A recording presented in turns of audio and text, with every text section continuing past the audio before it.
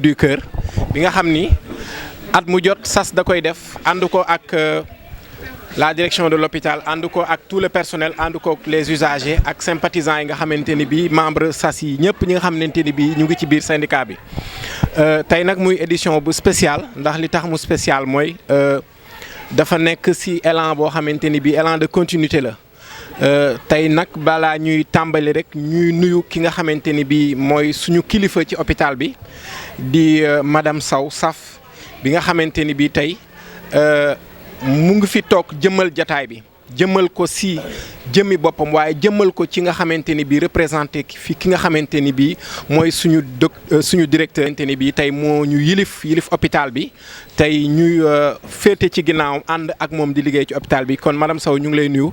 di la ziyaare di la jox sa wàccuwaay di rafetlu sa teewaay nag kenn du ne guléet ci lu personnel bi ayee lépp lu personnel bi soxla da ngay yëkkati sa tànk yëkkati sa jot yëkkati sa jëf def ci kon kenn waxul guléet ci li personnel bi soxla kon tey boo bàyyee sa lépp nga ñëw toogandoo ak ñun fii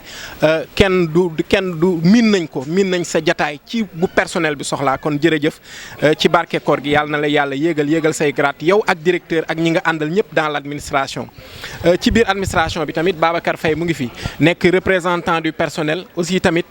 nekk koo xamante ni bi liggéeyam rafet na ci personnel bi gis nañu taxawaayam moom it buñ ko tuddee rek duñ ne représentant du personnel rek tudd nañ personnel bépp ak usagers yi nekk ci hôpital bi. dama fi war a taxaw parce que man maa yor intérimu directeur dama fi war a taxaw parce que man maay safu hôpital bi chef de service administratif et financier dama fi war a taxaw parce que man syndicaliste laa woon donc man defe naa table bi war naa koo miin frustration moo tax ma bàyyi rajo bi ma doon def dem defi gestion pour mun a régler problème mu jaabi moo tax lépp lu ma ci mun dama ko ciy def man bugguma gis benn personnel bu bëtam xonk te ñun mënuñu ko faj moo tax ñun ak ñoom mariage la bu teyee mu neex bu suwaa mu naqari waaye diggante jëkkër ak jabar kenn xaju ci.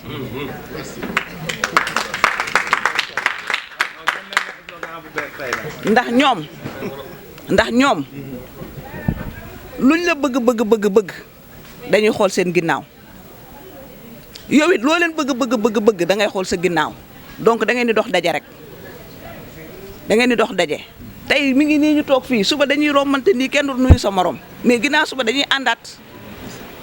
loolu mooy àdduna mais dañuy ñaan ñuy juboo lu bari di xuloo tuuti. Ngoma bu wootee ñun dañuy sawar pour ñëw te xam naa directeur bi fi nekkoon dina ñëw ndax moom lu mu lay wax dala koy wax mais bu ci pare na ci te lim la wax boo ko jàppee nga bind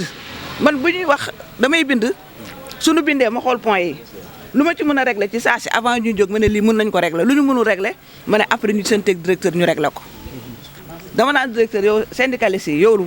ay ñoom ñëpp say xarit lañu man dong la ñuy xas man dong la ñuy saaga man dong la ñuy ŋàññi c'est parce que man maa nekk ci terrain bi ki nekk ci terrain bi nag kooku la ñuy gis kooku la ñuy waxal mais nag bu leen fàtte ni moom mii berki démb jaaral na ma Albert Royer jëlal ma sama médaille foofu ci syndicat kon su ma dofee it ñi ma jiital ñooñu dofuñu parce que syndicat moom day nekk sa deret rek du dañ. maa ngi leen di xamal daal ensemble la ñu mën a am la ñu nekk am doole te lu tax ma ne ensemble la ñu mën a am doole boo xoolee sëñ Touba fan la commencé regroupement wu ñaari nit ñetti nit ñeenti nit ba tey mu am loo xam ne peut-être mun naa ne sax xëy na moom li mu am mun nañ wax ni jéggi na doyoo mais communication toog ngeen di waxtaan day indi yërmande parce que man su ma xamee lu nekk sama biir xol yow nga xam lu nekk sa biir xol mu jeex xolo weeru koor bi marmite du cœur lu jóge ci xol lay dem donc loolu dafa nekk lu important donc ci turu directeur s'il y a un mot plus grand que merci nous le dirons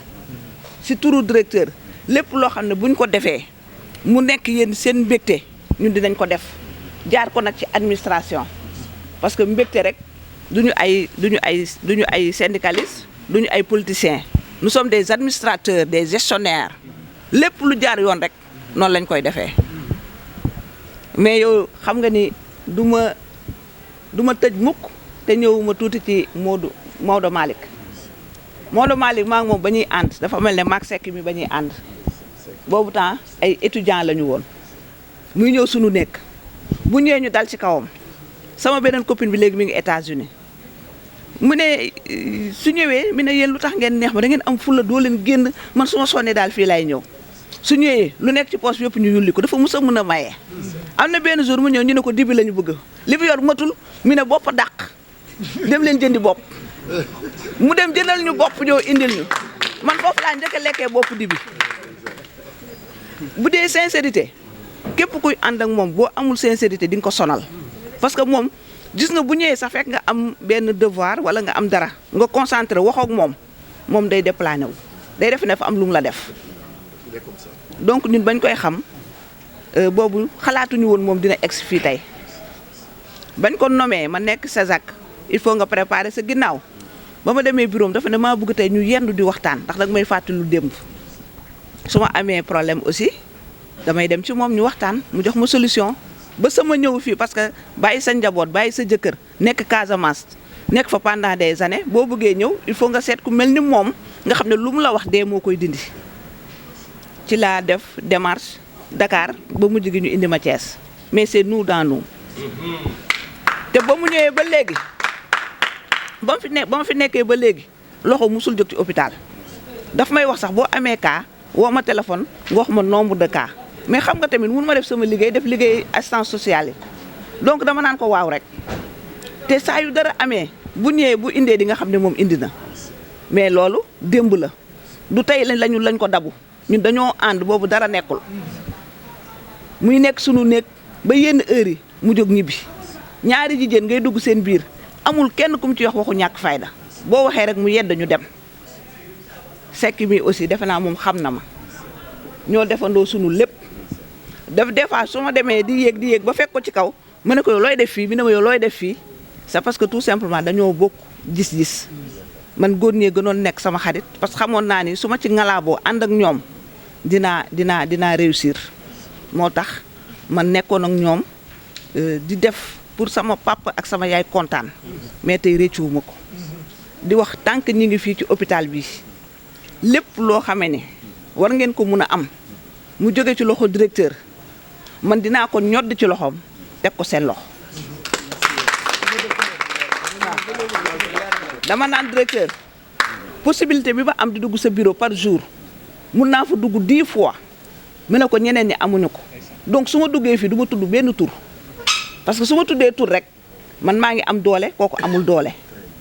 képp ku ñëw ci yow ne la damaa xul ak madame Sow woo ma parce que man duma la ko wax moom moo la koy wax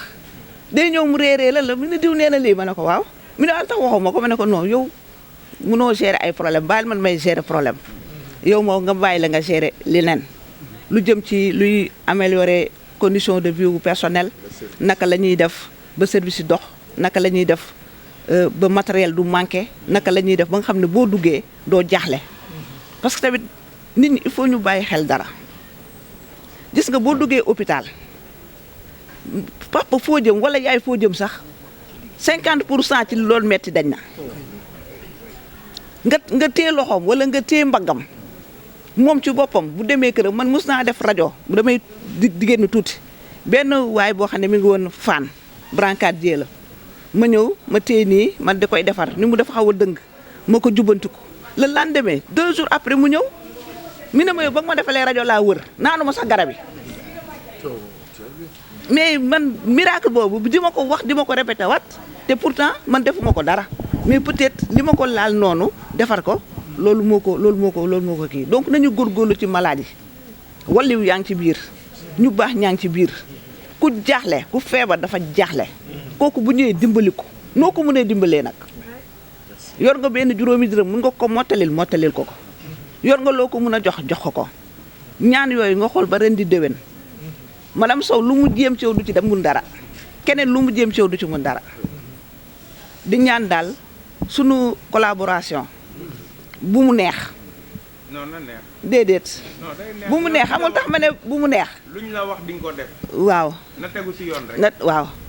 day neex. lu tax ma ne bu mu neex mooy man dama bëgg nit ñi di ma jox lu gën a difficile man ci laay nekk à l'aise lii mënoo koo régler dinaa ko régler lii boo ko régler nangam ak nangam dinaa ko régler donc yooyu dafa nekk loo xam ne ñii kenn mënu leen fay duma ci xool kenn ci ñoom ñii sëgg ñoom ñii ñëpp Maria daf ma ruus Maria daf ma ruus ba nga xamee ne su may wax ak moom du dégg man lan laay wax ndax waaw bi mooy ñëw waaw te loolu kenn xamu ko fii Babacar dinaa ko woo 100 fois sama bureau Babacar su ma ko meree man sama bopp dama koy yërëm ndax damay xam ne kii nekkatul te loolu lan moo ma ko may man saf laa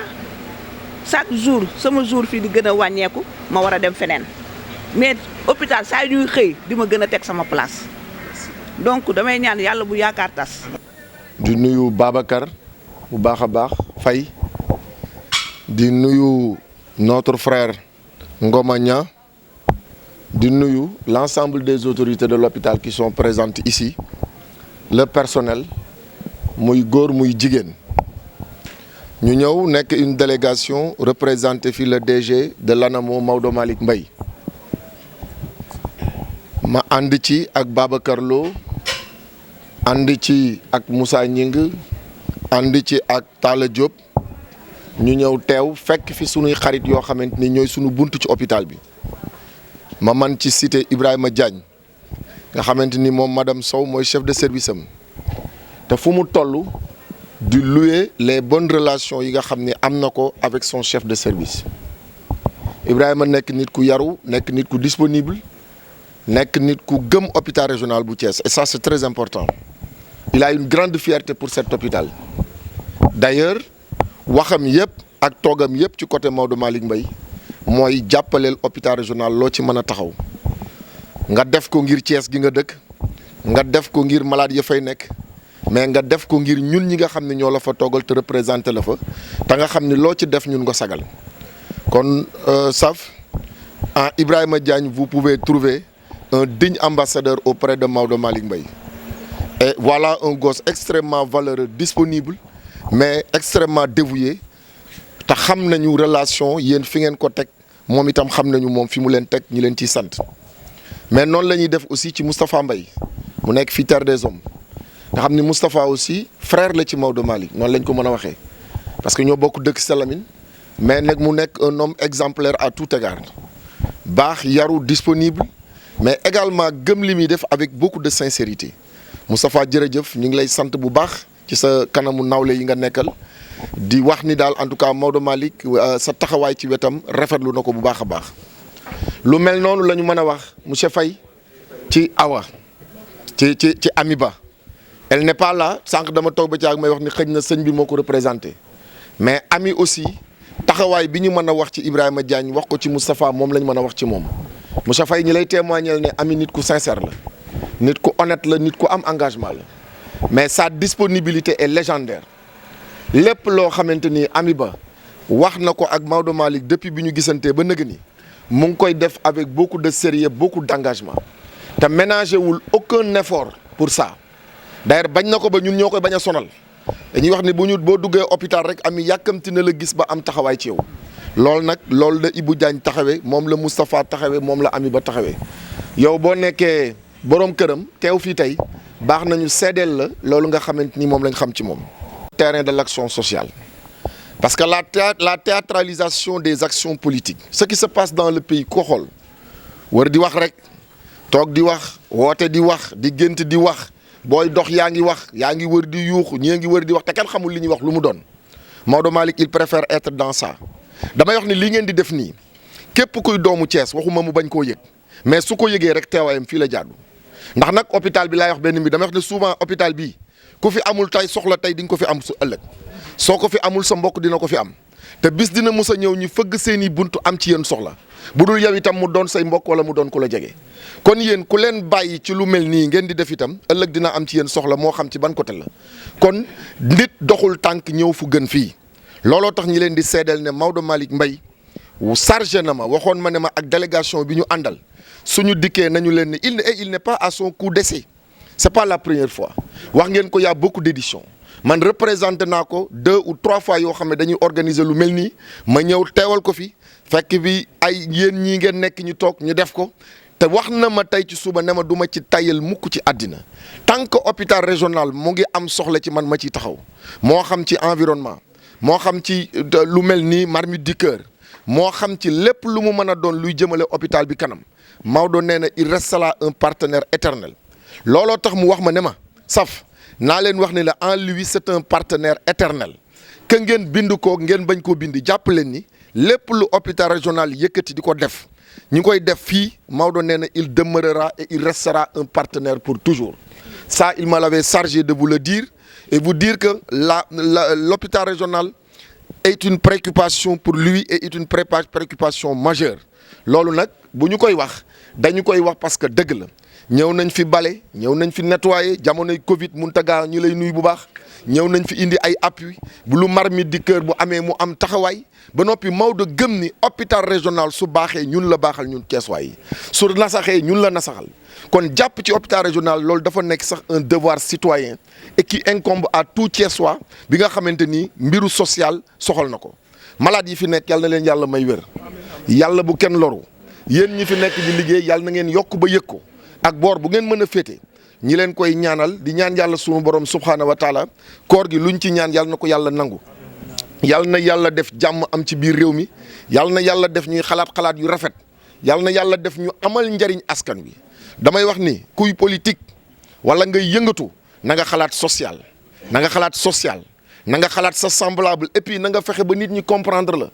na nga fexe ba Maodo nag ce qu'il veut mooy dafa fexe ba comprendre li askan wi bëgg mais bu fekkente ne da ngay toog ca kaw bëgguñu comprendre la mën naa bañ a jafe soo wàccul nag ci soxlay askan wi duñ la comprendre moo tax fay ñi ngi sant ñi fi nekk ñëpp di leen gërëm bëgguñu guddal saf une fois de plus vos relations avec Maodo Malick fekke nañ ko nga wax ko waxati ko et puis nga nekk nit ku baax mais nekk nit ku reconnaissante nekk nit koo xamante ni li nga seq ak Maodo Malick amul benn jotaay bu ñuy toog te doo ko manifester kon nag lu mel nii bu amee Ngoma dañ lay encourager bu baax yàlla na la yàlla defal jàmm yàlla na la yàlla defal jàmm et li ngeen di def nii doo ko perte di nga ci am fay fii ci àddina am ci fay alaxira kon lii rek moom moo jar a def su ko defee. salfaañe tuuti ba tax ñu créé woon fi benn collectif le collectif des contractuels du centre hospitalier régional de Thiès defoon fi benn manifestation di def ay revendications mais ñu xamal ñu ni amu leen droit di def ay revendications parce que vous n'êtes pas une organisation reconnue entre-temps àddina di dox ba ñu indi fii le secrétaire Ngoma Niang ñu affecté ko fi mu ñëw waxtaan ak man ma ne ko yow de li ñuy wax yàlla moo la fi indi parce que tey jii nii taxawaloon nañ fi benn activité benn entité ñu xamal nañu ni amul leen droit di def ay revendications parce que vous n'êtes pas une organisation reconnue te comme que yow syndicat nga c'est une occasion pour nous de vous reverser l'ensemble du collectif tey loolu moo taxawal SAS tey donc SAS man je me revendique comme un actionnaire majoritaire sax du SAS parce que samay nit rek a fa nekk samay xarit a fa nekk te jusqu'à présent aussi collaboration bi mi ngi daw amul dara lu ñuy xewle loo xam ne SAS da koy xewle te man jëluñu ma teg ma ci kanam jox ma sama place nee naa tey su ma nekkee représentant du personnel sax SAS moo ma jox fitu nekk candidat ou représentant du personnel parce que ñoom ñoo porté sama candidature ba pare jàppale ma donc ku la defal loolu vraiment man awma seen fay yàlla bi am fay daal yàlla na leen yàlla fay waaw affaire u Marmite du Cœur bi également bi nga xam ni suñuy jigéen ñoom asuloo ñoom ñoo ko initié biñ koy sos pratiquement je me dis que ni dañoo def délégation ñëw sama bureau waxtaan si ak man sama jabar a ngi si woon ak ñeneen ñu xelal leen ci xel bu rafet tey je pense que tey mooy 7e wala 8e édition bu ñu koy def tey ñëpp gis nañ ci seen bopp que mu nekk personnel bi que mu nekk patient yi ñëpp gis nañ ci seen bopp parce que tey jii nii ndogu yi ñu fi joxewuñ ko rek uniquement pour le personnel mais dañ ko joxe uniquement pour les patients qui sont ici au niveau du centre hospitalier régional de Thiès te loolu suñ ko yaatalee ñun ñëpp ñoo ci def suñu alal personnel bi yëpp pratiquement yëkkati nañ seen alal def ko ci pour que bis bi am kii bi rayonnement bi mu am tey donc ñi ngi sant personnel bi yëpp de près ou de loin ñi nga xam ne ñëw nañu ak ñi ñëwul ñëpp ñi ngi leen di sant vraiment di leen gërëm di gërëm aussi administration bi nga xam ni génn nañu seen ay moyens aussi mettre ko à la disposition du SAS parce que tey nee nañ feccum liir su neexee yaay ja moo jàpp ci mbagg yi te ñoom jàppale nañu wax dëgg yàlla amul lenn lu ñuy organiser wala amul benn besoin boo xam ni rek ñi ngi koy teg ci taabalu administration bi te jàppale wuñ ñu si tey jii rek am na ay xéewal yoo xam ni def nañ ko suñu poste ba képp koo xam ni personnel nga tey gis nga si sa bopp donc ñu ngi leen di ñaanal yàlla loo leen mën ren yàlla ngeen mën déwén lu ko ëpp SAS aussi vraiment bi ngeen fi ñëwee ba léegi ay jéego rek ngeen fi teg personnel bi yëpp kontaan nañu dañ leen di ñaanal yàlla vraiment li ngeen mbébét yéen a ko xam li ngeen bëgg yàlla na ko yàlla def yàlla jëmale leen ci kanam pour le bien-être du personnel et de l'ensemble des patients qui sont au centre hospitalier régional. Mamadou Moustapha Seck, bureau national du syndicat autonome de la santé. Alors, Ramadan rime avec action sociale. Aujourd'hui, en tant que syndicaliste professionnel de la santé, vous avez organisé une marmite du cœur. Revenez un peu sur cet événement. Mais parfaitement, vous avez très bien campé. Nous avons pensé qu'aujourd'hui, le syndicalisme doit se faire autrement. Le syndicalisme doit avoir une autre orientation. Le syndicalisme doit aller au cœur des actions du social. Et parmi ces actions-là, aujourd'hui, en tout cas la sous-section de l'hôpital régional de Thiès vient de montrer encore une fois de plus la voie, en tout cas à suivre à toutes les sous-sections du syndicat autonome de la santé. Ils sont aujourd'hui dans une phase de pérennisation d'une action qu'ils appellent la marmite du cœur, qui vient s'ajouter à d'autres actions qui sont en train de matérialiser pour porter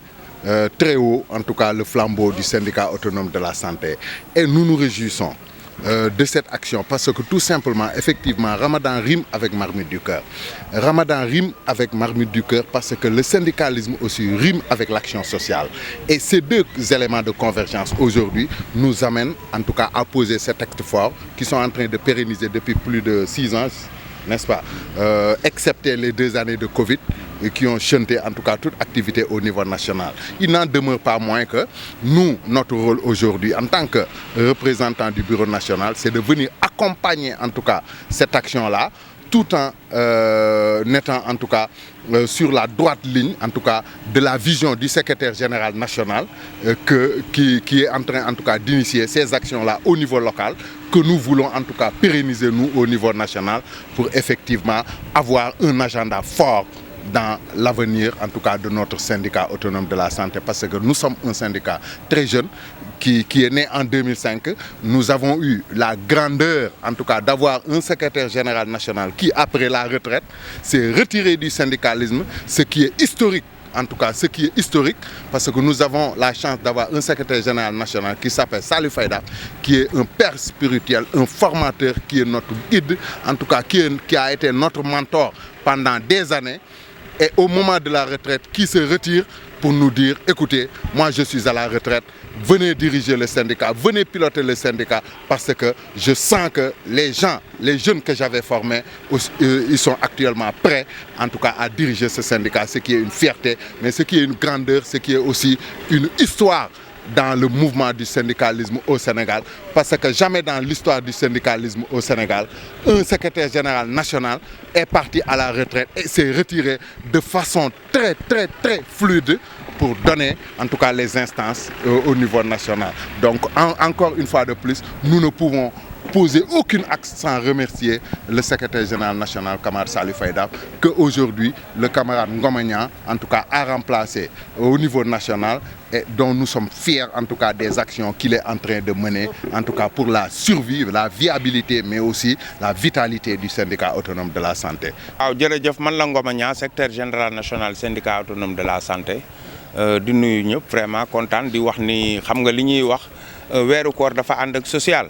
donc yàlla dafa def ñun tey fii syndicat autonome de la santé mooy sous section bu hôpital régional El Hadj Ahmed Sakhir Ndiéguène de Thiès bii mooy 6e édition ñuy def Marmite du Cœur. Marmite du Cœur ren bi nag li tax mu spécial mooy maanaam bi ñu koy def ren dafa fekk ñun ñu dem nekk secrétaire général national. moo tax tey bureau national bee ngi nii Moustapha Seck ñu ngi koy remercier moom aussi te tey booy xool Marmite du Cœur yi ñu mus a def yëpp musuñu woo presse bi. donc dañ ne léegi à partir de là Marmite du Cœur bu ñuy defati dinañ fexe mu am visibilité moo tax aussi yow vraiment Kaaw yow ak Mourad vous êtes mes journalistes maa ngi leen di remercier di leen sant di leen gërëm di wax ni li ñu def fii tey comme li ko Moustapha waxee léegi bëgg nañ xool naka la ñuy def ba sous section bu nekk nga xam ni ñun ñoo ko jiite ñu jéem leen accompagner ñu def lii ndax li ñu def fii tey mooy dañoo togg ay mbana def si xaalis bu bëri jox ko malade yi ak accompagnant yi. ndax malade yi am na si ñoo xam ne si village yi lañ dëkk donc vraiment bu ñu fi nekkee seen weeru koor day xaw a métti ñu ngi ñaan yàlla sax bu ñu yàlla dimbalee ñu jéem a fexe ba weer bi yëpp ñu koy def chaque jour ñu def ko benn chaque jour ñu def ko benn ba pare tànn maanaam ajjuma bu mujj si weeru koor gi ñu def ko bu mag bi comme bu ñu def tey. donc alors très bien mu mel ni am ngeen tamit parrain muy dédié di Maodo Malick Mbaye nekk woy politique dëkk Thiès tey yónni fi délégation. waaw foofu Maodo aussi ñu ngi koy gërëm moo foofu sax dama fa doon ñëw parce que Maodo vraiment fan yi lañ maanaam xamante woon nañ sax mais fan yi la yàlla def daal ñu toog wéet maak moom waxtaan lu ma 30 minutes mais yàlla dafa def maak moom ñoo niroo jikko donc Maodo. maanaam loolu laa wax sànq ci discours bi moom tey parrain bi du hasard parce que tey dañoo yàgg organiser fii ay Marmite du Cœur yoo xam ni Maodo day ñëw dugal ci xaalisam am na ci boo xam ne maa ngi koy wax léegi El Hadj dañoo fekk fële ci ginnaaw indi camion boo xam ne liñ ci def yëpp man sax daf ma yéem moo tax aussi bi ñu toogee keroog waxtaan ne kan la ñu war a def parrain bi ren parce que nit ku la yàgg jàppale te musul la laaj dara day jar nga delloo ko njukkal. moo tax Maodo ñu ngi koy gërëm di ko sant enveloppe bi mu ñu jox fii démb de vraiment ku si amoon liir mun nga si ngénte donc loolu aussi ñu ngi koy gërëm di ko sant di remercier aussi la direction de l'hôpital nga xam ni tey ñoom ñooy ñun ñëpp nous sommes sous la coupole de la direction sunu directeur ak le chef du service administratif et financier madame Sow ñu ngi leen di gërëm di leen sant ACP Momar Diaw di gërëm tous les chefs de service aussi les majors les chefs de division les chefs d'unité grosso modo ñu ngi gërëm personnel bi yëpp parce que même yoroon nañ ay barkeelu yu ndaw nii koo dajal ne ko barkeelu mu jox la 1000 francs wala téeméer loolu yëpp lañ dajalee organiser lii ñu organiser tey donc direction hôpital bi yàlla na leen yàlla aar yàlla sàmm leen yàlla lafal leen cat yàlla dooleel leen ndax xam naa ni ñoom bu ñu amee doole di ñu déglu comme nit ñuy dégloo nii personnel bi dinañ gis seen bopp si li ñuy liggéey biñ fi ñëwee ba tey nag ku xool xar kanamu hôpital bi xam ne hôpital bi soppeeku na dugal maternité nga xool nuñ koy defaree dugal médecine nga xool nuñ ko réhabilité nga xool SAI bii di ñëw nii incinérateur bi nga xam ni mooy protéger tey moo ñuy protéger ñun par rapport aux infections nosocomiales yooyu yëpp ñoom tey taxaw nañ ci taxawaay boo xam ni vraiment ñoom aussi ñu ngi leen di remercier di leen gërëm di leen sant vraiment Sarr guddi na xëy na peut-être jotaay bi mënoon na gën a yaatu waaye yéen aussi kenn amul seen fay ndax yow ak Mourad yëpp démb laa leen woo mais yow moom maag yow depuis 2014 la heure bu ma la wooyee du ma la jox sax paas lu ma wax balaa 18h génnee nga ko